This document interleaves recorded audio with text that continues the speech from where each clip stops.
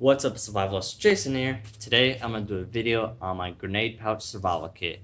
Now, I got this little pouch at the military surplus store that is near one of the cabins I was at not too long ago, and there's a couple other things inside of that store that I decided to pick up and try to make a survival kit out of. Now, the only things I bought were the pouch, the Marler blanket, and a couple of P38 can openers. And that's it, and everything else I had before. So it was basically like a challenge of just making an impromptu kit just all right there. And all the stuff, even the paracord, was something I already had. So let's dig in to this grenade pouch survival kit. So this is the kit on my belt, and I'm going to have it right next to my phone pouch, and on the other side I'm going to have my canteen of water. So let's take a look what's on the outside and then go right into the inside. The very first thing I'm going to be talking about on this little kit is this little lanyard, and I attached this lanyard to the little tab it has on top of here, and at the end of the tab it has this little piece that was sewn over, and I tried to kind of fold it over and then push the folded tab into the hole right there. It took quite a bit of tries, but I finally got it, and guess what? It doesn't come undone. So it's a neat little thing that I happen to just do right there, and now I have a little nice little lanyard, and I can attach it and detach it just right there, and then I have my paracord. This is 5 feet of 550 paracord and glow in the dark, so here is a little visual of it in the dark. So this is the glow-in-the-dark lanyard at night, and with my own eyes and this much of a glow, I could actually see some stuff around it, but it does help a lot, especially at night if you're just walking through the woods. Just having this as a little fob or something like that, you can definitely see it at night if you're trying to find your camp. So using it like on a limb or something, or even if you use it as a ridge line, you can still kind of see it at night and see where your camp is. Now the next thing is, of course, if you accidentally drop it, you can find it. So that really helps out a lot in a survival situation, because you do not want to drop this kit or even little button compass, because this does detach, and if you accidentally drop this, you can still find it as well. So there is the lanyard at night. Then there is this button compass, and I have a ranger band covering it to prevent it from falling out, because I noticed that sometimes these little button compasses like to slip out of this little device, and I got this little holder from Hobby Lobby. This is just a simple little holder to put any type of button compass onto there. It's like, it has to be probably at least I think that's probably like the dime size type of button compasses, and I know there's smaller and a little bit bigger ones, but I have another one on my little watch. I'm gonna dedicate this to my outdoor watch, and I happened to actually lose one of the button compasses already on this, so I switched it out with another button compass, and I can't get this one out because it's a different type of button compass than this one, but at least I know this one's not falling out. But by this one, I definitely want to have something covering it and preventing this from falling out. So that's a nice little package I have right there. And of course, I don't want the compass too close to the kit, so that's why I have it detached on here. So I actually take it off. Even when it's still on my belt, I could actually detach this and then use the compass right here. Pretty neat, right? So another thing on the outside, I actually added this on. I just sewed a piece of leather on there, and I have a little flashlight. This is the Olight i3E EOS, and it's a nice little light. It's just a little twisty type of light, and that's enough light to just look around if you drop something and stuff like that. But this is a really good price. It's around like $10, and you could get it on their store, and it's a really nice recommended little light. Next thing on here, I have a straw, and of course in a survival situation, a straw can go quite a long way, because you use this for going into little holes if there happens to be like a little bit of water inside a little rock or something, or inside like a little tree stump or something like that, and you just suck up the water from there. But you still want to kind of purify that So I have some type of way to get it out of there and then probably spit it back out into some type of container to actually boil it or something like that. So it's a neat little mod that I have on there. So that is it for the outside, other than the little latches I have right here. They just come on and off really easy. It's a little bit difficult. They're not really used to yet because they're not really worn in for the buttons. But with time, it will get really nice, and it's a big, nice little loop to put your belt through for any type of size. So let's get inside the kit. Now right here you can see is a button opening, and it is a hand grenade pocket or pouch. I like to call it a pouch. But you can see right here it is really packed, and that's why I had to make this little outer mod to actually add this flashlight. And because flashlight is one of the 10 C's, and I like to have all the 10 C's in a kit if I can, and that's my way of adding it on. So one of the first C's, of course, have some type of container. Now this is a Harley Davidson little bag, and it's a pretty thick mill bag, and the only thing is it doesn't close up top. But this is the thinnest type of bag without really compromising how much stuff you could actually put in there, because they're just doing a sandwich bag. Their little Ziploc bag is probably like at least that big. You're not really getting that much water, but so I'd rather have just this much water rather than that much water. So a nice little thing to have there, even if it does have a little grab handle to actually hold it all together right there. The next thing in here is a bandana. And of course, bandana is one of the 10 C's, and it's cloth, or cotton, I should say. And of course, right there, you do plenty of things with a bandana. Everything from filtering water, bandage, or even just something to wipe your face with. And especially if you happen to have like a lot of dirt and sweat on you, just having that could help a lot in a little survival situation. The next thing in here, another C, is a cutting tool. This is a simple little Ozark Trail, almost like a buck 110 almost, and it's a nice little cutting tool, a little lock back right here, and it's really simple little knife right there, and it can do the job, and it's plenty of sharp, even though it is a Ozark Trail, one of those cheap $3.88 type of knives. It's still really nice to have something like this, and it fits perfectly inside of this little pouch. The next thing is a little emergency space blanket, and you could get these pretty thin if you can get them like that. But this is about probably $1.99 at the military surplus store. But on the back right here, I actually added some little first aid, a big bandage. Let's see if I can open it up without ripping it. Yeah. Put some electrical tape on there so it doesn't rip the baggage. So you can use it as another little container. So you can see the Marlar blanket right there. You could probably get some signal out of that as well, but just mainly getting heat and cover and stuff like that. So right here, I have some sting relief if you get bit or stung. I have some band-aids, various sizes. I got a large, medium, and then I got some of these little strips. And of course, gotta have an extra large band-aid with some alcohol swabs. So plenty of little medical first aid right there. So the last thing inside of this kit is my little survival tin that I have inside of here, and this fits perfectly inside of here. So I was really amazed that it actually fit in there.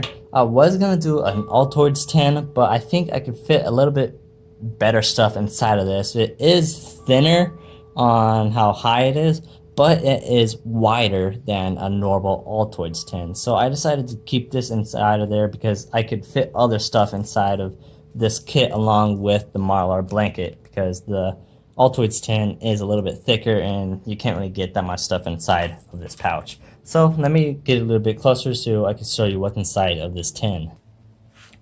So this is the kit that is inside of the pouch, and it's a simple little tin that I got from a Through Night TI5 flashlight, and the flashlight actually came inside of this tin.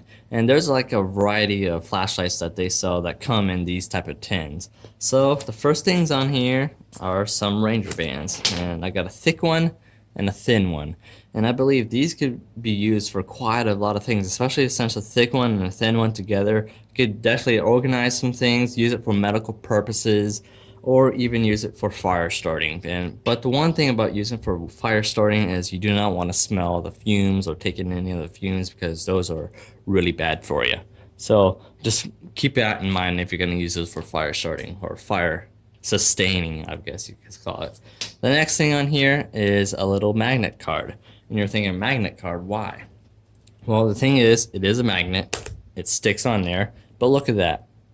There's pretty much no space at all that's taken up. And it's staying on there really well, so I decided to keep it on there instead of putting in like a button size type of, or even a really pin size magnet, because this takes up no space and won't really fall out, and it's easy to find, especially if you drop it.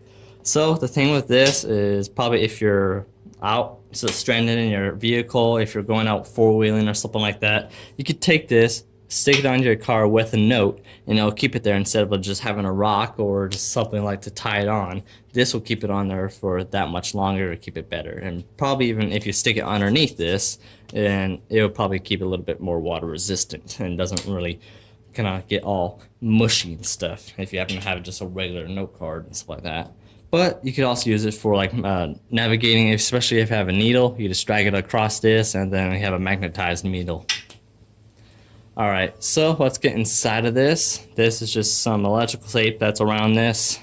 I'm thinking I definitely should replace this electrical tape. As you can see right there, it's kind of getting frayed and stuff like that. But this is about a foot and a half of electrical tape right there.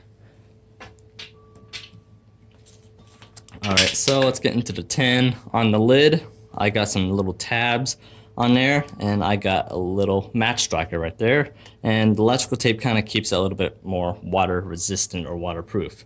And the next thing is, on top of here, I got a little needle. Of course, I can use that with the magnet and find my bearings if I wanted to. Alright, you can see inside of the tin, it is really packed. You could barely fit in anything at all in there at all. I mean, it's just really blew my mind away that I could put this much stuff in there. So let's just start on the top. This is kind of like a miscellaneous type of bag. I got some safety pins, like 2 large ones and probably 4 smaller ones. I got another needle right there, and I put like a little piece of cardboard with tape around it so it doesn't poke through the bag. I got some split shot lead weights and some fishing hooks. Next thing in here, kind of like a waterproof bag almost, but I also went a step further and kind of put some hot wax on top of these heads of the matches to keep them a little bit more waterproof and probably give it a little more of a boost of fire starting. And those are strike anywhere matches, so I don't exactly need the little striker on there, but it's good to have anyways. So right here, I got my second form of fire starting. It is a little ferrocerium rod, but it is also a whistle. So if you're wearing headphones, beware. So right there, I got a whistle and use it for signaling. And also, if you drop this in like in the woods or something like that, you can definitely see it really well. So this little striker originally comes right there, but I took it out because it doesn't really fit right there, but it works perfectly when it's off there. But it still works really well. And you can definitely see that works really well and has quite a spark. So that is like a multi-purpose little tool right there. What's next? I got some little pieces of cotton, and these actually come from the little cotton rounds. You can probably get them like in the makeup area or something like that. But I just cut them into strips instead of just a cotton ball. You can't exactly form a cotton ball into this unless you're really good at it. But it's just a way to carry some type of first aid or some type of fire starting material right there. Because if you just fluff these up, you could definitely get a spark into that and get that started. The next thing right here, kind of like medical or fire starting, I got some Neosporin, and I could definitely just cut off the end right there and just with my knife and just kind of squirt it on there and possibly kind of heat it back up and then close it. So that's a good little thing to have right there. It's just a little tube that I made from a straw. Just get some pliers and then just heat it up with a lighter or something, and then put in your stuff and then heat it up and close off the end right there. And this good little tube, a really compact way to carry some type of liquid or some type of something, whatever you want to actually. Right here, I got some little delectables. It's just a little sweetener, especially if you're out in wilderness, and especially since I'm most likely gonna have my canteen, which is my canteen cup as well. I could definitely use these for like pineapple tea, just to sweeten it up a bit, especially if it's a little bit bitter, or just something to sweet up some little tea I can make out in wilderness. So I got 2 of those right there. The next thing right here, I got a P38 can opener. And if you think about it, I may do this in a later video, but there are plenty of uses for this little baby. Like, I definitely use this for like just kind of like a hygiene almost, or probably even use it for dental. But also you could probably use it for like some type of fishing lure. But there's plenty of uses for this. I may just do a video instead of explaining a whole bunch of them right now. Right here, who doesn't need a paperclip and a survival kit? This is just almost like a given when trying to put it into a survival kit. There's plenty of uses for these. Just MacGyver, you know. So right here, I got some dental hygiene. It's a little dental floss stick, and just a little bit of floss and a little pick right there. So you can definitely clean up your teeth if you like when you're out in the wilderness, because dental hygiene is just a big thing to worry about in the wilderness. So the next thing in here, I got a really small button compass. This is probably like just almost like a pea size almost, but this is just another way to navigate, especially if I'm not sure about this little compass that I have on the lanyard. I can have 2 of them right next to each other just to confirm that it is the direction that it actually is, and you can definitely tell that they're both accurate right there. So just a small little compass, and it works pretty well if it's not near any metal. All right, so right here, I got some little twisty ties. They're almost like a wire tie, most likely, but I have a different material than those bread ties. They're like almost heat shrinked almost, but these could definitely work out in a pinch, especially if you have a little Mylar blanket. Instead of poking a hole through it and using it as a little a standoff or something to attach some string to it to open it up and stuff like that, you could use these and then get a small little pebble, make sure it is smooth, kind of put it into the corner, put a pebble on there, twist this on there, and you have a good little anchor point to pull the corner of the sheet. So you can definitely use that in a pinch. So I got 4 of those for each corner right there. Right there. And if one of them breaks, I could possibly even use a little paper clip I have right there. All right. I think these are pretty necessary in a survival kit. I got some zip ties. I got 4 of them right here, and these could definitely be used for fixing up things, making your shelter, whatever, stuff like that. All right, I got a piece of wax paper. You definitely use these for just like if you're trying to make some type of flour or something, you don't get it everywhere. And of course, you could also use these for fire making. I'll put a link in the description down below of a video of me actually making this into a blaze, because those catch really well. The next thing in here, I got some type of mini cordage. This is actually like a 6-ply string that you can actually pull apart and use it for sewing. So I could definitely use the needle that is inside of here for sewing. But also I think I got about 6 feet of this in there as well. But I also have some other stuff in here as well. So let me pull this out and show you. All right, so there is the 6 feet of string. And I also got about probably 10 or 15 feet of just nylon fishing line. And then I think around 3 feet, maybe even 2 feet of just regular wire. And there's like floral wire, but you can definitely use it for snaring, fixing up things and whatever. So there's a good little compact way to carry all that. And all this on this little bobbin. You could carry a lot of stuff just on a small little bobbin when you're trying to carry some type of cordage. So right there. So the next thing right here, I got a little bit of flagging tape. You could definitely use this for just signaling or marking your trail, and there's plenty of uses for that. Right here, I got a ton, I mean a ton of duct tape. I think there's about 6 feet of duct tape right there, and it's a really compact way. I actually put it along kind of like a little flat piece of wax paper, and definitely a good way how to hold all that and not take up not much of any space at all. So it's a good way to carry your duct tape, and there's plenty of uses for duct tape. And if you don't have duct tape in your kit, you just might as well just throw away the kit. All right, for a little bit kind of like a protein or kind of like fill you up, I got some bouillon cubes on chicken. And these could go a long way, especially when you have a canteen and a canteen cup. You could definitely make some type of little broth with these and just like a little pick-me-up. So the next thing in here is a ferro rod and a striker. And this little striker is actually a hacksaw blade, and it is high carbon steel. So you could actually use these for some flint and steel action, you know? You get a piece of flint, chert, quartz, even iron pyrite, could definitely get a spark off of it and put it in some char cloth, which you could possibly use this tin to make char cloth, especially since I have a bandana. So I could definitely make some char cloth on the second fire or the first fire that I have and just make a second fire out of that. But I could definitely tell there's a really nice, whoo, that was a big pop. Oh, I got my cotton right there, I just realized. But definitely a good little ferro rod. I think I got this from firesteel.com. I'll put a link description down below if you want to check that out. But definitely a good thing to have some hacksaw blades that are high carbon steel.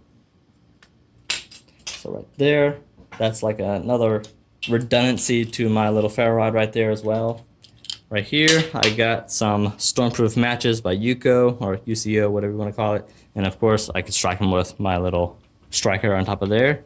And these are really good for just out in the wilderness if you're trying to start a fire in the rain. And it's like, I heard some people have some problems with these, that they weren't really working out in the wind, but I may do a little video of those to test them out. I have tested them before and they're pretty fast, so I don't know about that. I'll probably leave a video sometime soon about that. Inside of here is some aluminum foil, and this is about probably a foot by foot of aluminum foil, but you could definitely use this for a little base of a fire, especially if it's wet outside, but also a little wind guard if it's too windy for your fire, but also you can make it into a bowl and plenty of other things for little firecraft or cooking and stuff like that, but plenty of uses if you put your mind to it.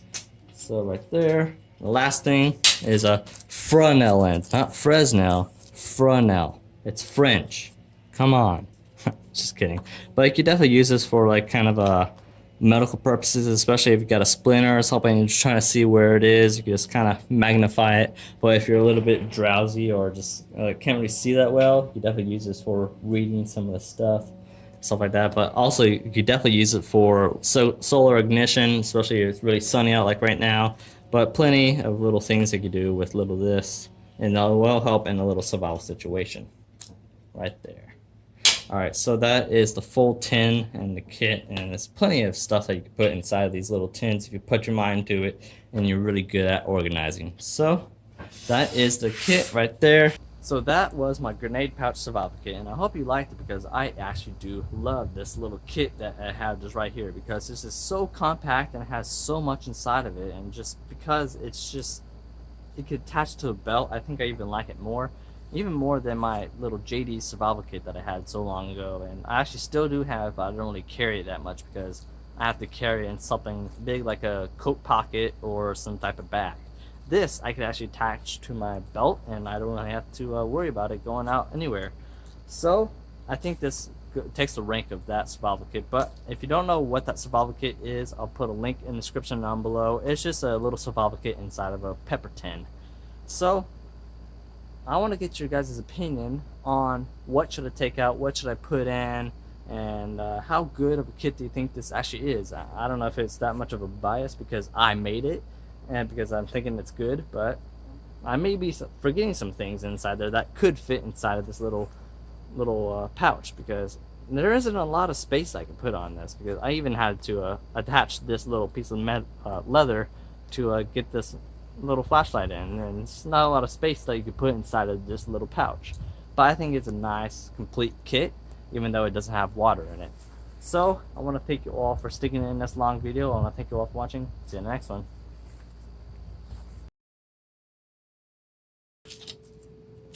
Now, how the heck was this put together?